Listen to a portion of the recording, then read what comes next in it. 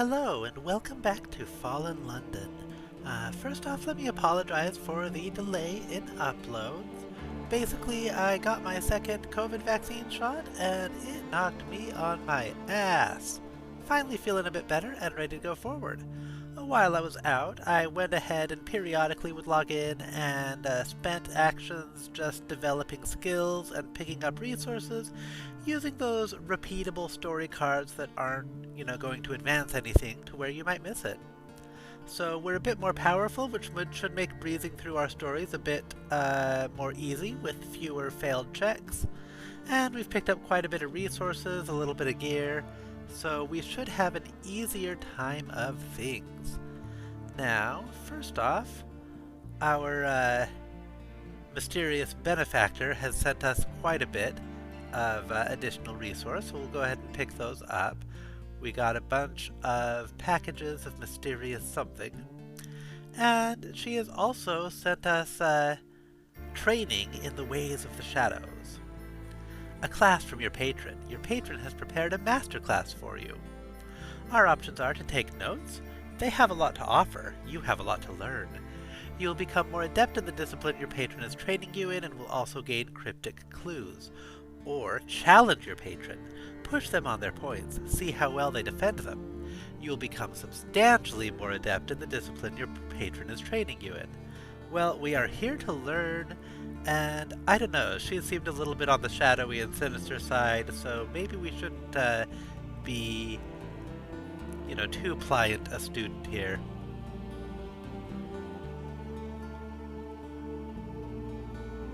A difficult afternoon. Your patron argues well, but your attacks are swift and insightful, providing your patron with a serious challenge. By the end of the evening, you have both learned a great deal. Excellent, substantial gain to Shadowy there. We have 5 free evenings a week. So 5 times a week you can do some substantial social event like that. I believe the next one we see will be similar. Jade has invited us to share a pot of tea at Beatrice's tea shop. Okay, Beatrice's, the queen of tea shops, warm and homey on cold days, airy and cool on hot days, where no surface dares to show its anti-massacred face. Welcoming to all Londoners, whether you cream your scone before the jam or jam your scone before the cream. Traditionally, it is the invitee's prerogative to choose the tea. We can choose between Murgatroyd's Gold Blend. The box says, suppliers of fine teas by appointment to Her Imperial Majesty, a restorable tea for respectable Londoners, which would decrease wounds and increase our austere stat. The austere stat is like how prim and proper you are. It's the opposite to hedonist. The Sunlit Special. Imported from the surface through the Cumean Canal, not recommended for those susceptible to nostalgia. It decreases nightmares and increases melancholy. We do have a bit of nightmares, but I'd love to get one that decreases suspicion, which I believe will be this one down here. There's also the Achlian Midnight, a specialty tea from the Elder Continent, grown in utter darkness. This tea decreases scandal and increases steadfast slightly. If that's the tea I'm thinking it is, I'm actually surprised it's just available here, because I believe this is the same tea that there's a whole story about in Sunless Skies, where it is, extremely rare, and people aren't even allowed to have more than one taste. Asking to buy a second cup is, scandalous. Or the Kaganian White, a Kaganian tea beloved in Khan's heart, and quite popular in Beatrice's. The leaves are bone white. The Kaganians are interesting. That, by the way, is like a different species. They're interesting. We'll probably meet them eventually. That one decreases suspicion and increases subtle. That sounds like it's the one we want. Apparently we have other options, but only if we have picked up certain birds.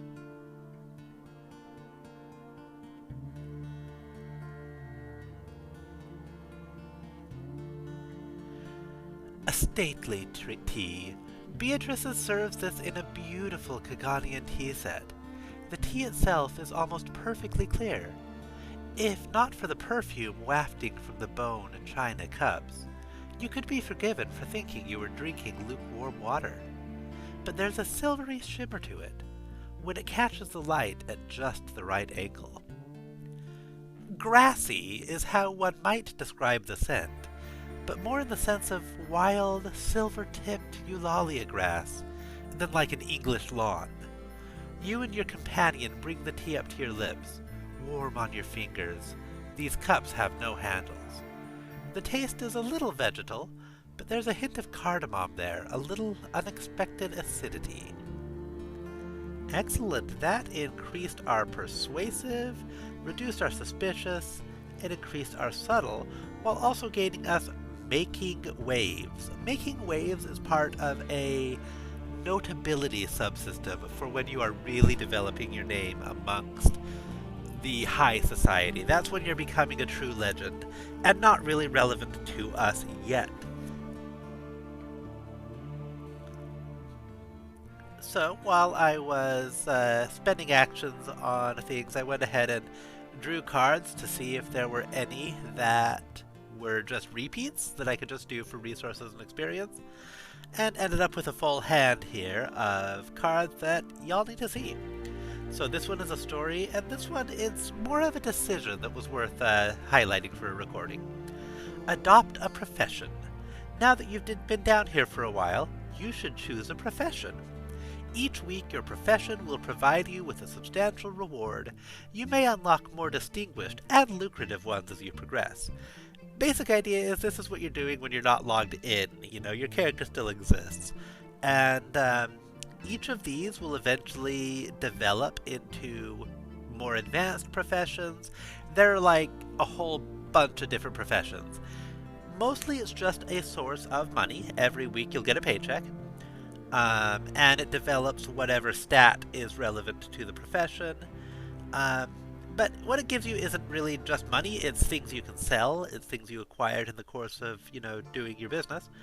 And it's pretty nice. Interesting decision, kind of not super relevant to the main story, but still an important part of, Kinley's life here.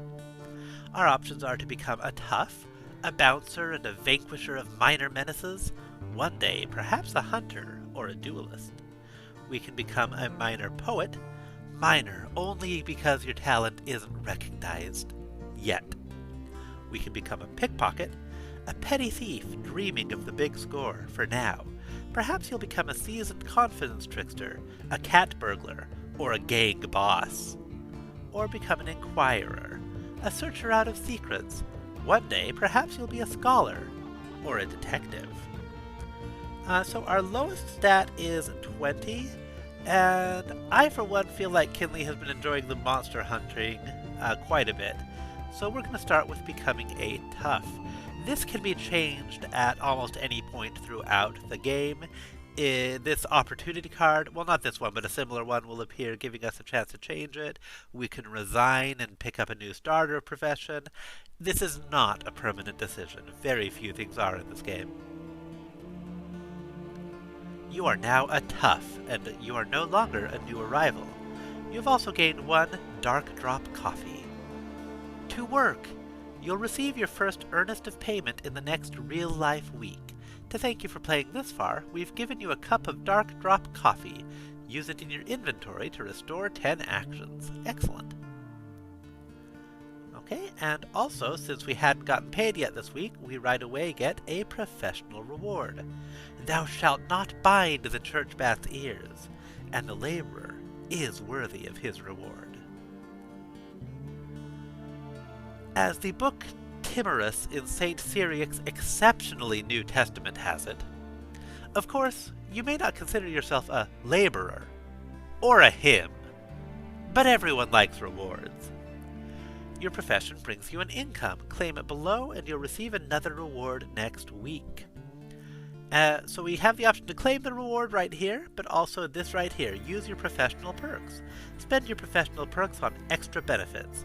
You'll still be able to spend your earnest of payment afterwards. Every week that you collect your payment, you also get a professional perk. Something more, what will it be? These can be spent on either, if you have a menace building up, you can clear half of it. That's very good if you've really built something up. Although there are other ways to clear your menaces, so I rarely end up picking that. You can also gain second chances. One of each, you might need them. Those are the little items you can do to basically give you advantage on any skill check. If you fail the check, you can roll again for free with no cost of additional actions or resources. So that's nice. There are also lots of other sources for second chances, so I generally don't buy those either. What I usually do is save up for a trade secret. Trade secrets increase your skills, sell them, or use them for other purposes. Once we've accrued 4 professional perks, so a whole month of real life time, we can gain a trade secret. And those either let us massively increase a single stat just by using it from our inventory. They sell very well, so you can gain a good chunk of change. And there are a few other things in London that call for them. Not very many, but a few.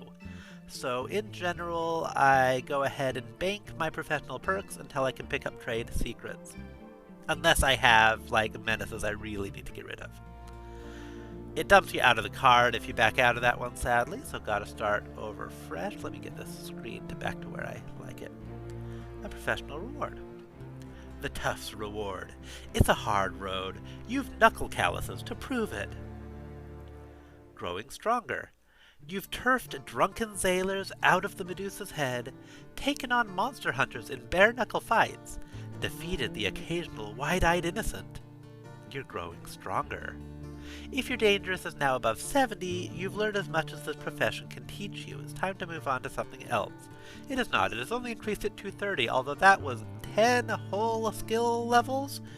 We only got, 4 shadowy from trading with Jade. Also, 500 Rosti Gold. Excellent. We also have the attention of the Ministry of Public Decency. That sounds like not a good thing to have. In a crowded street, 2 black-clad special constables appear on either side of you. Best not to argue. You are guided politely but firmly to a back room in a Vale Garden lodging house.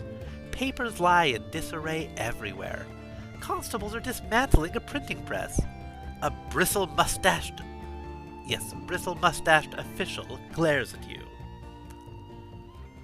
This is a follow-up to that person we found dying on the river who tried to give us the artifact. If I remember right, we did not actually take it. The constables showed up before we did because we tried to wait for the guy to recover from dead. But it took too long, I guess. So, sorry, bit ago that we actually did that. Where's the idol? What's your stake in all this nonsense? Tell them everything. Be straightforward and frank. What did you think you were playing at? Why didn't you come to us? Tell them everything. Be honest, but use your charm to ensure a favorable impression. I suggest you take this more seriously. Look at me when I'm speaking to you. You've never liked the Ministry of Public Decency. Shrug and claim ignorance. You've done nothing wrong after all. What? Do I understand you correctly? You've never liked the Ministry, and nothing much happened, really. So make a story up. Bewilder them with humbug. The more ludicrous, the better. So I don't feel like cooperating with the police so much, so we're going to switch. Let's see. Okay, even in my persuasive gear, that's an extremely low success chance. So I say let's take the thief's approach here and clam right on up. Shrug and claim ignorance, you've done nothing wrong after all. As I recall, this chain of opportunity cards tells a story, and actually failing these results in a branch. So this is one of the few cases where you can't just fail and try again, which is why I was more hesitant about that low chance to make up a story. So we're going for this one. Innocence or ignorance? You shrug. You look bewildered. The official questions you closely. He doesn't seem entirely satisfied, but at least he nods grudgingly. That's all. For now, he says. An underling takes him aside for a brief word. You take the opportunity to slip one of the papers into your sleeve for later investigation. You are permitted to leave without further incident. Okay, we are progressing the Face Tailor story, and we are no friend of masks, apparently. I wonder if masks means the cops there. Shadowy went up, we gained some suspicion because we lied, I'm sure, and we gained a page from the Liber Visionis.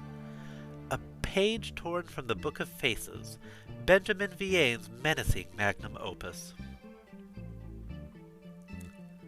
Okay, so now we've got our opportunity deck to work through, but before we do that, I built up a little bit of resources while I was not feeling well, and I want to check and see if we can get into our own home and stop relying on the gracious widow's hospitality. I believe we have enough for a few of these starter houses. So let's start with a key to a rooftop shack. I believe we have the primordial shrieks. Oh, no, we do not. Okay. A key to a smoky flophouse dormitory. I know we have enough Rusty Gold. You spent 200 pieces of Rusty Gold. Penstock's lips tighten.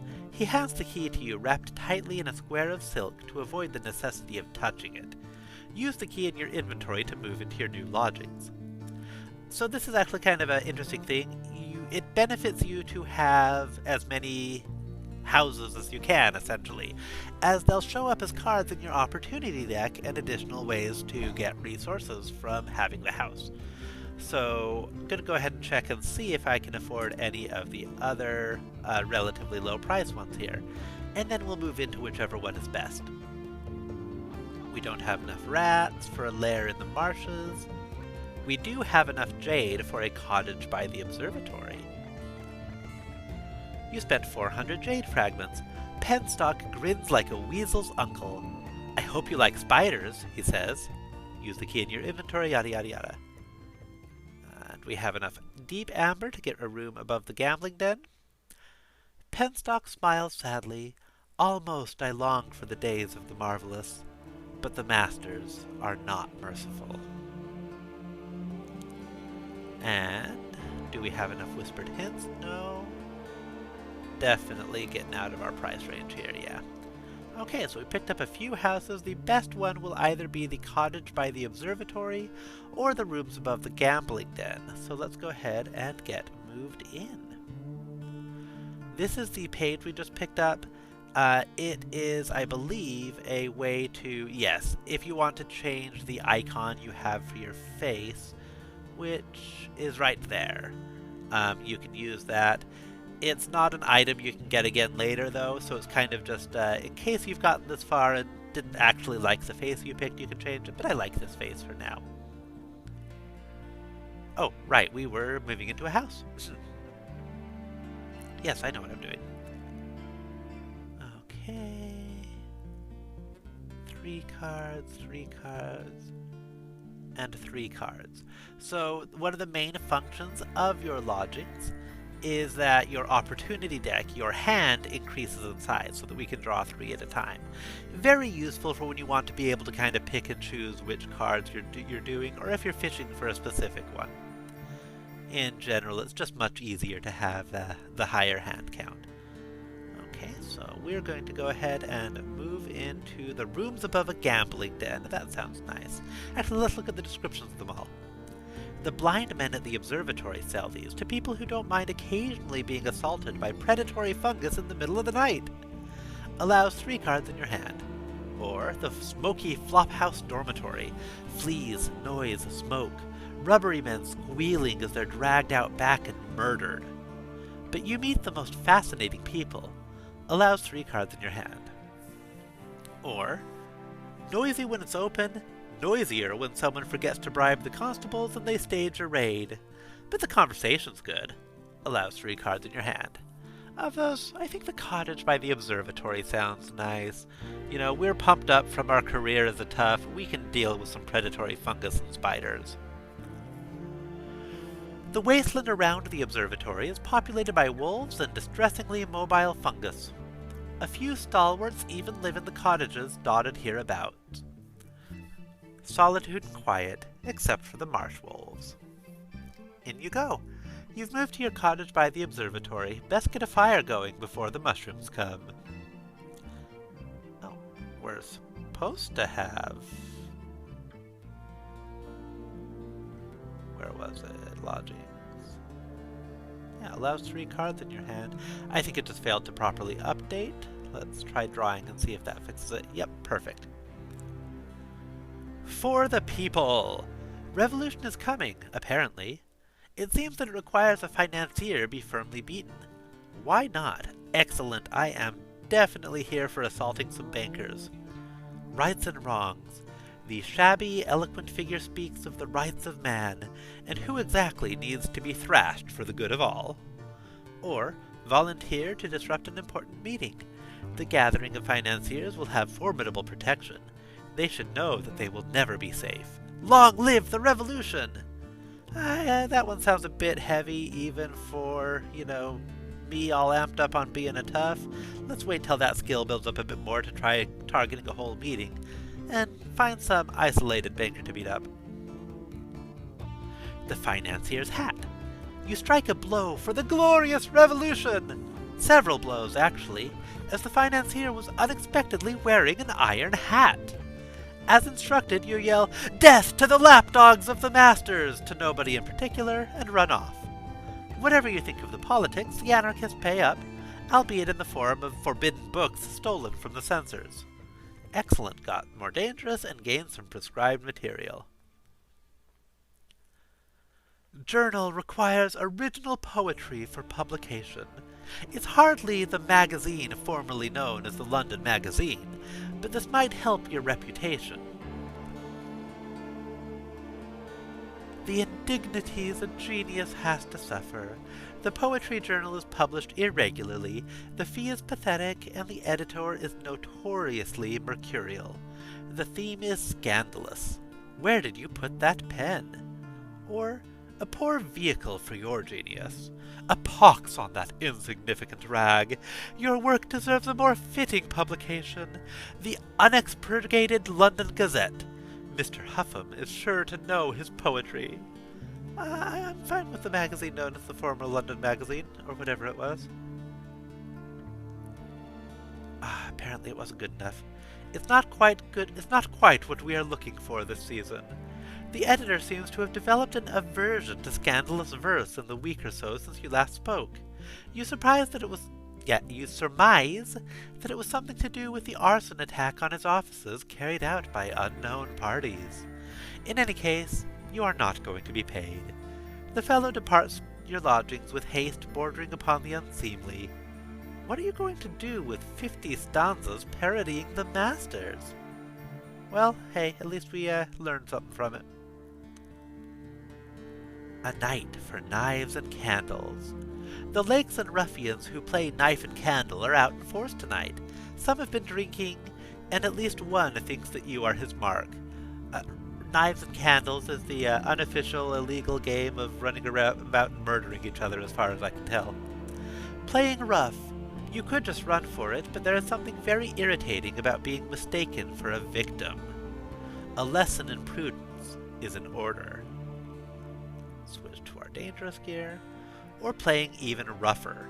Of course, you could just stand on a nearby rain barrel and loudly declaim that any players of knife and candle nearby are gutless weasels with all the poise and breeding of a sorrow spider.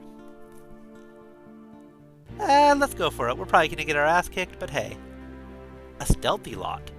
There were no fewer than 8 players of knife and candle within earshot of you when you started making your opinion of them known. By the time you finished, well, actually you didn't finish. They had thoroughly stabbed you by then. I feel like we should have picked up some wounds, but a lot of these earlier game cards are really kind. Just who is Blue Jack? A notorious pickpocket that usually haunts Spite, but his identity is a mystery. You think you just spotted him at work. That's right, we see it. We've seen it before. They're going to pay us in clothes. So, yep. Let's knock that out again. By the riverside of the docks. I can't remember if we've seen this one before. Lightermen, smugglers, sailors, rough folk and often overlooked, but they're fierce and proud and they know the river's secrets. Oh yeah, we've done this before. So we pick up our dock favor for buying them drinks. Park and Palace Society. Again, seen this one before. Now that we have a favor with society, we can spend it to dramatically increase our persuasive. I say let's go ahead and do that. Excellent. Picked up some more of that useless making waves, but we got more persuasive.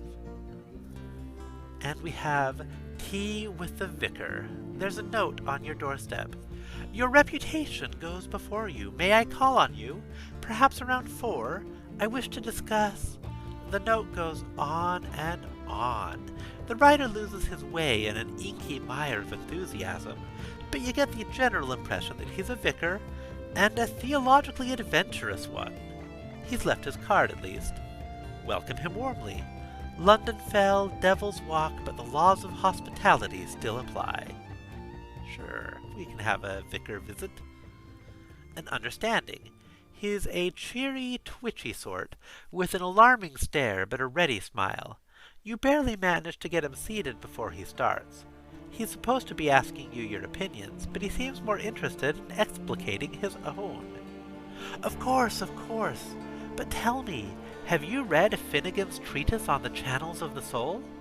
Nonsense, most of it, but it did raise some interesting points. This fellow's quite a find. You learn a surprising amount while your tea grows cold. Excellent. Advising the loquacious vicar quality is now 1 a tea in research, and we got a bunch of cryptic clues. Knowledge is a valuable currency here in Fallen London. Okay, come on, just load. Let's try. There we go, that did it. A disgraceful spectacle.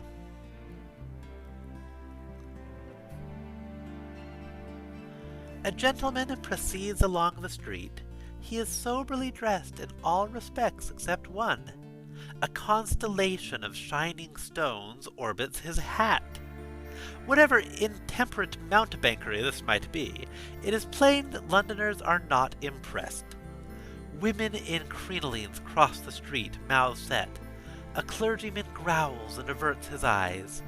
Only an enterprising fisher king dangles a fishing rod from a tobacconist's roof, attempting to snare a lone stone which circles teasingly high.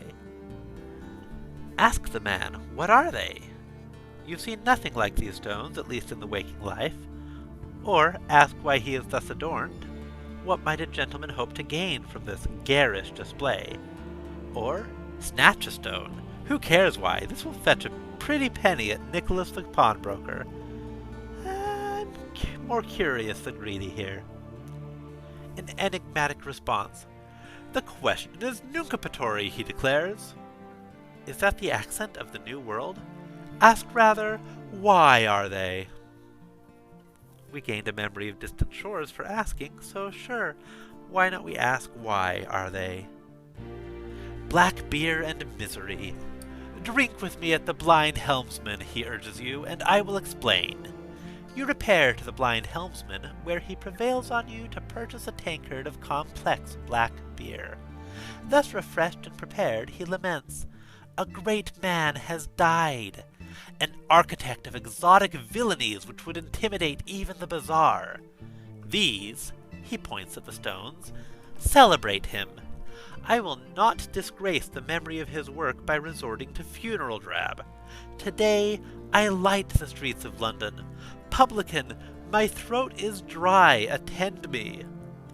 You glean little further of sense or use. There is considerable blather of far seas and cities, invented, you suspect, but as finely detailed as a Roman mosaic. At least you convince him to pay for his own beer. Eventually he collapses into melancholy unconsciousness, and you leave him to his stones. Rest in peace, Jack Vance, 1916 through 2013, without whom there would be fewer colors in fallen London.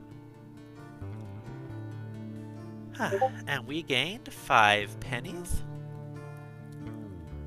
quick, I forgot to turn off my Discord notifications, which is why you just heard that beep. It is done. Okay. That's right, we gained 5 pennies and got a headful of picaresque tales. If there be here lesson or moral, it lies beyond the competence of him who inscribes this record. Imperio. That is pretty cool. So that headful of picaresque tales, so something I know from my other character, is something that you should sell immediately. It is worth quite a lot, and once you sell it, there's a chance that card will show back up so that you can get more, if I remember right. Oh, wrong. No, this is sell. Am I missing it in my...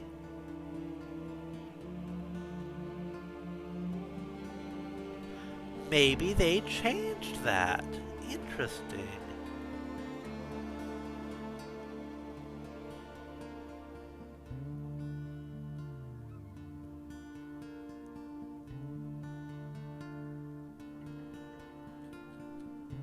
Okay, can it be used from the inventory then? I could have sworn that was just a vendor item.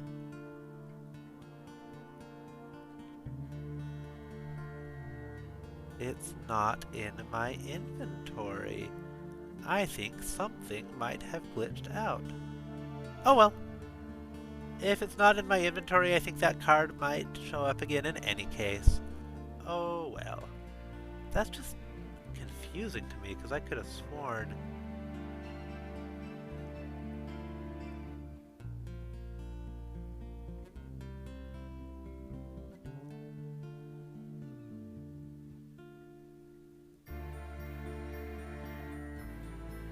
Yeah, it just isn't here. Oh well.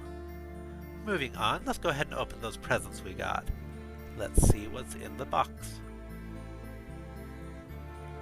Something perilous. Lead plaques. Even through the wrappings you feel their weight, and their curious warmth. A fiery alphabet. Exactly 1.5 lead plaques marked with the alphabet known to some as the correspondence.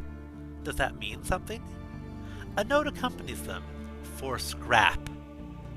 It might just be the meticulous lettering of Mr. Iron's left hand. Huh. Alright, and we have got 3 more of those to open.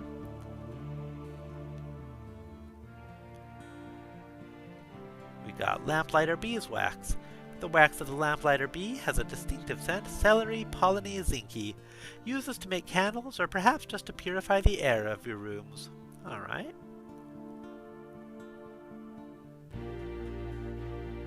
Oh, right, up here.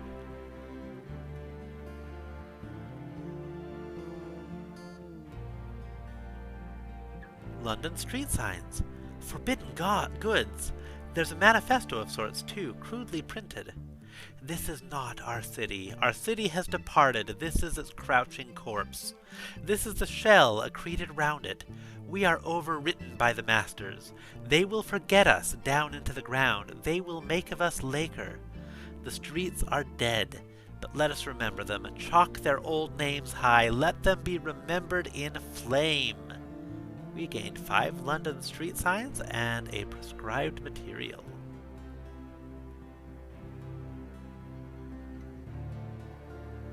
Oh, I should have something equipped on this outfit.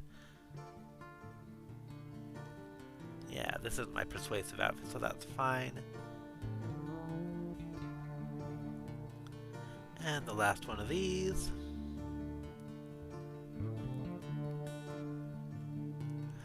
More London street signs. Excellent. A message from an acquaintance in Vale Garden. A meeting is requested. A message from the blind pianist. We've read that before. That line doesn't change. We'll have to meet her in Vale Garden to find out more. And Surface Ties the Seeker. A former client from your days on the surface needs your help. Her brother has taken their inheritance and disappeared to the Neath. He must be found before he spends it all on mushroom wine and prisoner's honey. Solve the case brilliantly, as usual, or send her away. I say let's go ahead and solve the case. You are pleased to see your clients once more. This task will be nothing out of the ordinary for you. Hardly an effort. Trails are followed, clues are analyzed, and witnesses are questioned. You track your client's brother to a honey den in Vale Garden within hours of taking the case. You leave your client upbraiding her feckless sibling. It seems likely that the pair will stay in the Neath. That must be the last of your surface clients. Alright, let's go ahead and snag this gift of time. And while we are at it, we are going to use that dark drop coffee. Excellent, filling our actions right back up. I'm curious, does that have... Oh, okay, that just takes us to another place, not relevant. Okay. So, where we last left off, actually, where did we leave off in the story? I believe we had just completed round 2 in Vale Garden? That sounds right. And we're going back to Lady Bones Road to work more with that detective.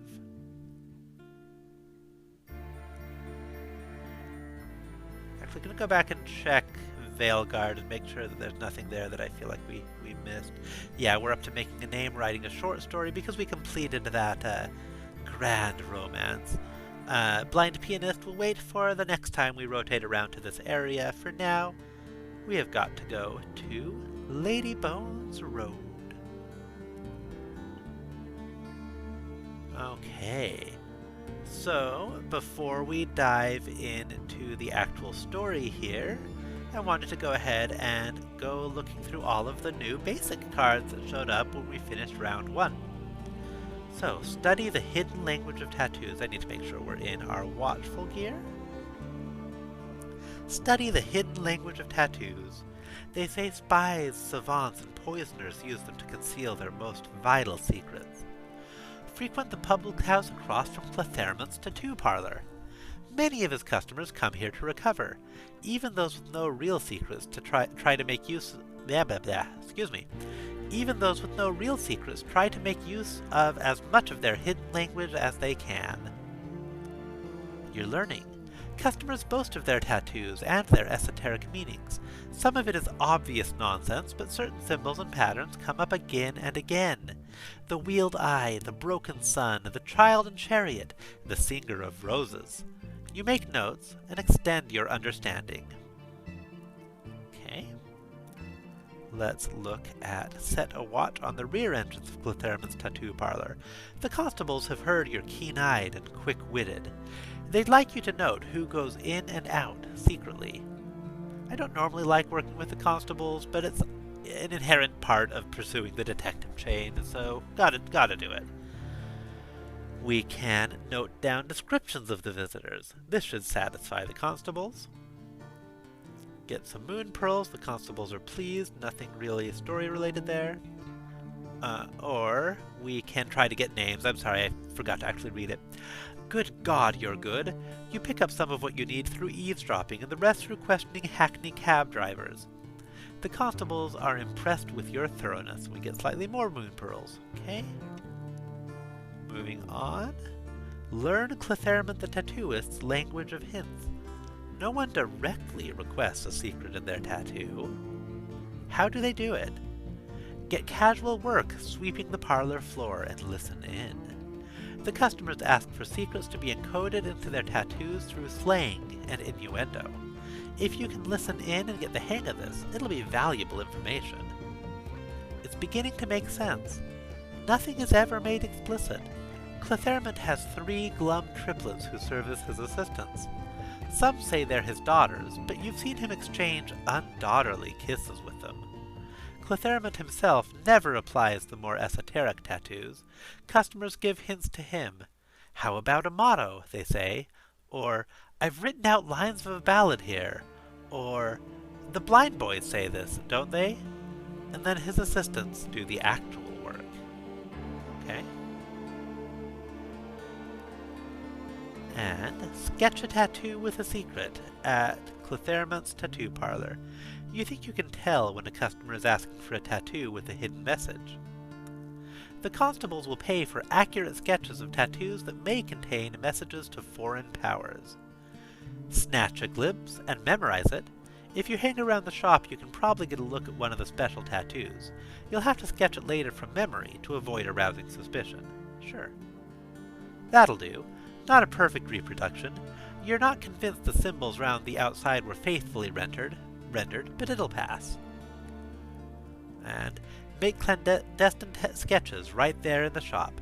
If you pretend to be a waiting customer, perhaps you can make sketches under the pretense of writing letters or keeping your diary. Perfect. You sit in the corner composing a letter to a non-existent aunt, all the time watching a mirror out of the corner of your eye. You can see one of the triplets who assist Clothairman quite clearly working on the symbol you know is the broken sun. You sketch the symbols around it perfectly. The constables will be pleased. But you do have to submit to a small tattoo to get out of the shop without arousing suspicion. Flustered, you blurt out the name the letter's addressed to, and leave the shop with a tattoo of a non-existent aunt. Fair enough. Okay, we have the option to take more tea with the vicar. The loquacious vicar is back, speaking excitedly about everything and nothing. How will you treat with him? A cup of tea and a sympathetic ear. Incoherent clerics are of no use to anybody. An intriguing development. You chance an Exzel cake, and that slows the loquacious vicar down enough for you to make some sense of his words. He is writing a book. The definitive work on the nature of the soul in the Neath, he hopes. But he needs field research done, and he found a bursary from the Bishop of Southwark. Well, well, this could be useful. The vicar's search for knowledge. The loquacious vicar needs you to carry out field research for his book. The nature of souls. I need you to find out whether a soul, having been removed, can be restored to a person, living or dead. Ask around, find authorities. I don't think we're ready for empirical work here just yet. So this one I believe we can turn in just if we have enough whispered hints, if we've already gathered enough knowledge. So let's do that. Gathering knowledge. You hunt out rare books and scholars of the metaphysical. You listen to devils. You harangue a spirifer, a trader in souls. From what you gather, it's possible for a soul to be removed and then reattached to a living body. As to a dead one, nobody wants to talk about it. Even the spirifer blanches and heads away when you mention it. The loquacious vicar is delighted and shares his bursary with you. Excellent. Got a bunch of candles. A matter of more... Oh, we have a fresh opportunity card. Let's grab that real quick. Her barbed tongue. A rival has called into question your morals, your taste in attire, and your relationship to goats. This cannot be borne. A duel of wits. Surely you cannot stand for this. You must retort. Or, give her both barrels. Retort. You're going to melt her ears. Let's give it a shot. Apparently the title of this is heavily censored. You spit foul recriminations and vicious calumny. Ladies faint dead away, and gentlemen stagger under the barrage. Your target runs, weeping, with her hands over her ears. You follow her. Your tirade continues in the street, where hansoms careen hastily off, and urchins fall from rooftops. You pick up your victim's dropped letters and wave them as a final salute. You are spent. We got 5 stolen correspondence from that. Alright, back to watchful. A matter of mortality with the loquacious vicar. The loquacious vicar was very pleased with your last research. He'll pay for more help. He'd like to know whether devils can die. We can ask around. No experiments. The legal status of devils is complex, and you might end up torn into pieces and sprinkled on the stolen river. Or we can find out the hard way. If you hack a devil's head off and it dies, then you've proven something. If you hack its head off and it lives, then you've not strictly proven they can't die, and someone will be terribly cross. Perhaps this isn't such a wonderful idea. We also have the options to ask any devils that we have already built up a relationship with, which we haven't as of right now. You know what? Let's armor up and take a shot at the hard way. A savage end. You follow one of the runtier devils out of the embassy on an errand, a squint-eyed fellow in a cloth cap. You set upon him in a dark spot off Kittergast Lane. He doesn't shout for help. He laughs like a jackal, and suddenly he has a long curved knife in either hand. It goes very badly for you after that. See, this is what I expect from a failed dangerous challenge, is a lot more wounds. You know what? Maybe we'll come back to this quest when we've developed our fighting skills a little more, because I want to actually kill a devil. That's too good of a challenge to pass up by taking the easy option. Let's try working with the last constable. She styles herself the last special constable in London, and she wants to bring down the cheery man who controls Watchmaker's Hill. Our options are finding the fence. They call him Forthright. He worked with the cheery man back in the old days. I think he's ready to talk. But the man's people are watching me. Will you help? Choose this option to track down the fence and get his information for the constable. Or we can go to the cheery man, because let's be frank, he pays better than the constable ever will. You know, getting in good with the criminal overlord seems like a good idea, and the two of us, I don't know, even with my mysterious benefactor's aid, taking down someone like the cheery man, that's a dangerous goal. So let's see what he has to say. The cheery man is the muscular, grim-smiling landlord of the Medusa's Head. In the corners of the bar, they gossip about his feud with the last constable. Silencing the fence. The Forthright fence knew the cheery man back in Spite in the 60s, when things were different. He's been seen talking to a journalist. The cheery man knows the fence from years ago. He wants the man silenced, for good. Make this choice to do brutal work for the cheery man. Let's find the fence. You know, this way maybe at least I can get the information too. And that doesn't necessarily mean I'm siding with her for the long haul. I just don't know about killing someone before I at least know what they have to say. The cheery man's past. He's hiding in a rookery behind the Spite market halls. In a stinking cubbyhole a rat wouldn't call home. He's terrified of you until you mention the last constable. Thought you were one of his. Look, I need to stay lost. I'll tell you what she wants to know, but then she has to leave me alone. The cheery man was the governor of Spite years ago. Not even the masters could touch him. Then he was poisoned, made him lame. Notice how he doesn't move from behind the bar? Because he can't. Some reckon the masters was behind it, but it were devils. He never would let his lads sell souls. As he packs his pathetic belongings, he gives you a last piece of advice. Your constable, she's a decent sort, but she hasn't the sense to know which way the bats are flying. She'll get herself killed, and anyone who stands with her. When you return to Caligula's coffee house, the last constable listens carefully. Of course, that's why he never leaves the head. And devils, he never did like the soul trade. I wonder, perhaps I could... No, not hell. Not yet. Not unless there's no other way. Thank you, I'll contact you again, you're doing the right thing. She sounds as if she's trying to convince herself, too. The constable will arrange another rendezvous soon. A card will appear in your hand shortly.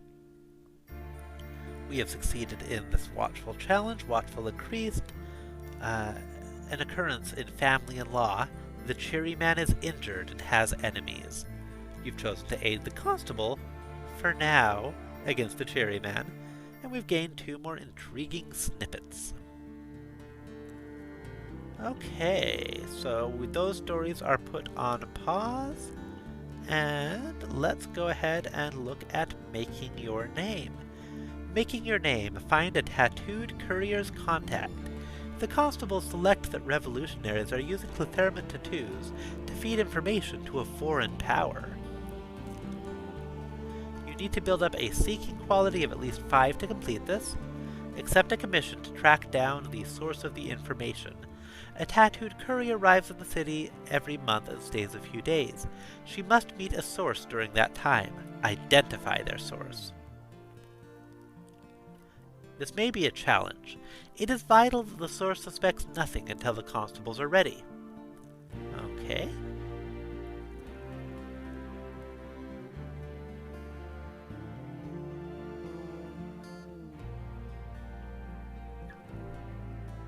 We have the straightforward approach of simply following her, or this might be faster, search their belongings. Your target is too good to leave anything important in her room, but with a little cunning, perhaps you can still get a look at the contents of her bag. Alright, let's go for that. Oh, and we should switch to our shadowy gear for this.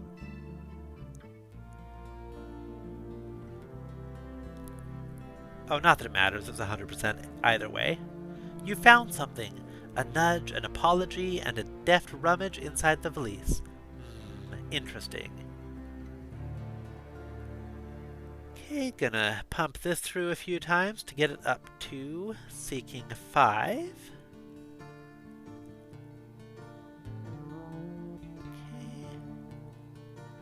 Nearly there. The contact is hiding somewhere in a tangle of narrow, sulfur-tainted streets near Hangman's Arch. You'll have them soon. Into the fog.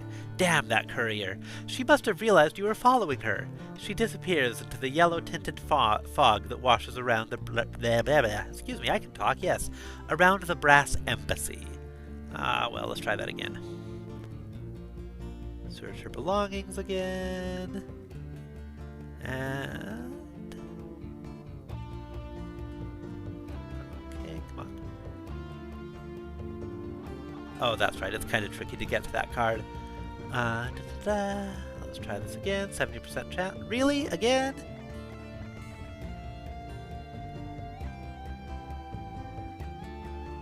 At least we had more of an overage that time, and... the gin-soaked actress. You've located the source, an ancient gin-soaked actress. Her role in this affair isn't clear. Is she some kind of spy mistress? An agent of a foreign power? An anarchist? She doesn't look like she doesn't look much like a paragon of spycraft, but that might be the point. Further investigation is warranted. Okay. Find the messenger's contact is increased to a woman of age and sorrow. Snag this. We stop thieves. The crime is only moments old. The 2 men stole a watch and fled into the tangle of Flowerdean Rookery where bad things happen to desperate people. We chased after them last time. This time, the Rookery is just a distraction. The watch is going somewhere else. You just have to get there first. You've heard of a stuttering fence who trades in watches. There's no time to lose. If the watch reaches him, he'll have it christened within the hour, stripped of all identifying marks. You hail a hansom cab and race through the streets. There is his shop, and there the thieves on the doorstep. As the hansom driver spurs his horses on, you lean out of the window and pluck the watch straight from the 3 thieves' hands. Your cab vanishes around the corner before they realize what's happened. The owner of the missing watch rewards you with several fine bottles from his cellar and a standing invitation to dinner. Excellent. Okay, investigation continues. Once again, we just need to build up our seeking to get more hints to follow this contact's trail. So going to rush through this, get it back up to 5. Okay.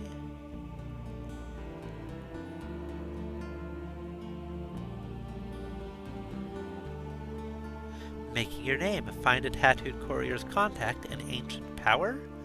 The courier has been talking to a Wow, again. Gin-soaked. Yes, gin-soaked actress. Investigate the actress. Who is this old drunk? Is she buying information or selling it? The constables are willing to pay you to find out. Same face card as the implacable detective. That's kind of funny. A woman of habit. On the first day, she goes out to a wretched gin shop. On the second, to the same wretched gin shop. Damn it, woman, do something else, or at least buy some food. Not having the best luck with these. That's okay, though. We have plenty of action still. Back up to 5.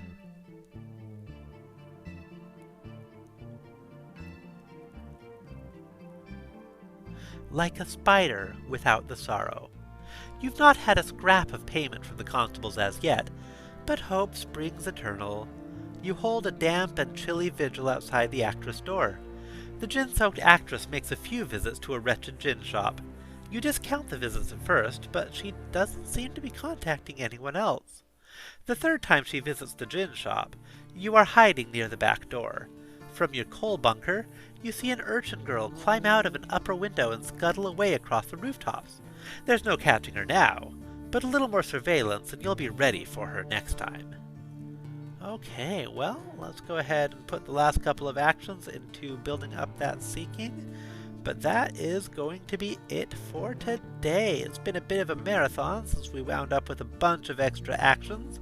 10 from Time the Healer and 10 from that delicious coffee that came with picking up our profession. So we're gonna go ahead and turn down for the night at our lovely, lovely new house out in the dangerous marshes filled with gross smells, mosquitoes, marsh wolves, fungus, spiders. It's a great place to live. I love it. I love it. So we're going to read a few scraps of lore before we turn in for the night. Where do the tomb colonists dwell? Venderbite, their most famous tomb colony, lies to the north. Londoners often sojourn there during periods of scandal. If your scandal, I think we've read this before, if your scandal rises too high, you get sent to the tomb colonies. What's so special about Clothermon's tattoo parlor? Letters in and out of the city are routinely read, but one does not often intimately search a gentleman, and never a lady. So the rumor has it. Clothermon and his 3 glum-faced tattooists, triplets who some say are his daughters, although some hint at a more intimate relationship. Where was I? Ah, yes. The rumor has it, spies come to Clothermon's to have messages tattooed in less public areas of their skin. This has, of course, been responsible for a scandalous vogue for secret tattoos. Very appropriate, given that that's our entire investigation today. Why is it so easy to get lost in fallen London? The streets of London were bent into a labyrinth with the bizarre at the labyrinth's heart. Finding your way around can be troublesome. Pre-bizarre maps can be surprisingly useful, but they're contraband. Don't be caught with one. What is the Parlor of Virtue? The parlor is Mr. Wine's most notorious establishment for sating the appetites of flesh. The place is well regarded, although it is still scandalous to be caught visiting. The parlor caters to those of very particular appetites. Many wealthy potential customers have been turned away with very little in the way of explanation. Alright, well that's that. We explored a bunch of the new options here in Ladybones Road, worked through a bunch of messages that we had gotten from our dear patron who's training us in the shadowy ways. We've met up with the last constable, and we've made heavy progress in this investigation. Really not bad for a day's work.